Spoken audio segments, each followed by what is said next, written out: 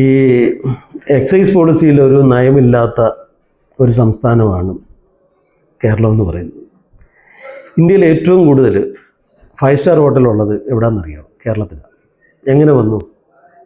5 star ഹോട്ടലുകൾക്ക് ആദ്യം പണ്ട് കാലത്ത് ഇവിടെ സ്റ്റാർ ക്ലാസിഫിക്കേഷൻ ഒന്നും വേണ്ടായിരുന്നു. അന്ന് ആളുകൾ തമാശയായിട്ട് പറയും, എവിടെയാണ് സെക്രട്ടേറിയറ്റ് എന്ന് ചോദിച്ചു കഴിഞ്ഞപ്പോൾ അത് ആ മുക്കാടൻ ബാറിൻ്റെ ഓപ്പോസിറ്റ് ആണെന്ന് പറയാം. എന്ന് വെച്ചാൽ അത്രയ്ക്കുള്ള ചെറിയ ബാറുകളാണ് അവിടെ ഉണ്ടായിരുന്നത്.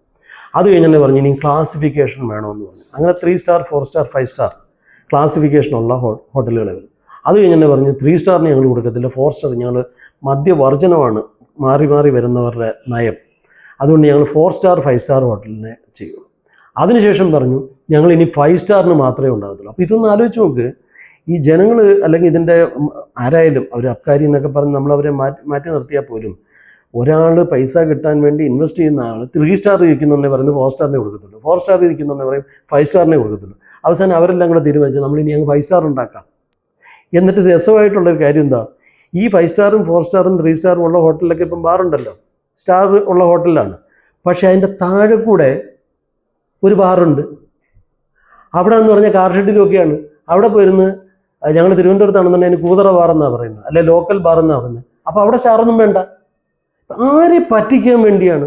ഇനി അടുത്തതുണ്ട്, നമ്മൾ ഈ CID നസീർ ഇങ്ങനൊരു ഉണ്ണി വെച്ച് കഴിഞ്ഞാൽ ആർക്കും മനസ്സിലാകത്തില്ല എന്നുള്ള രീതിയിലുള്ള ഒരിതുണ്ട്. 1-ാം തീയതി നമ്മൾ അടച്ചിടും. ആളുകൾ എത്ര പേർക്ക് 1-ാം തീയതി ശമ്പളം കൊടുക്കുന്നത്?